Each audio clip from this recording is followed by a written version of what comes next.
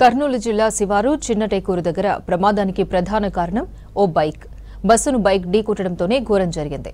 Bike ఢీకొట్టిన తర్వాత దాన్ని 300 మీటర్ల వరకు లాక్కెళ్లింది. ప్రమాదానికి కారణమైన బైకర్ కూడా చనిపోయాడు. మృతుడిని కర్నూలు మండలం ప్రజానగర్కు చెందిన శంకర్గా గుర్తించారు అధికారులు.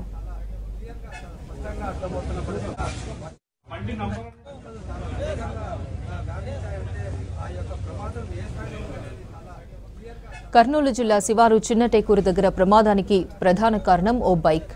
బస్సును బైక్ ఢీకొట్టడంతోనే ఘోరం జరిగింది. బైక్ ఢీకొట్టిన తర్వాత దాన్ని 300 మీటర్ల వరకు లాక్కెళ్లింది. ప్రమాదానికి కారణమైన బైకర్ కూడా చనిపోయాడు. మృతుడిని కర్నూలు మండలం ప్రజానగర్కు చెందిన శంకర్గా గుర్తించారు అధికారులు.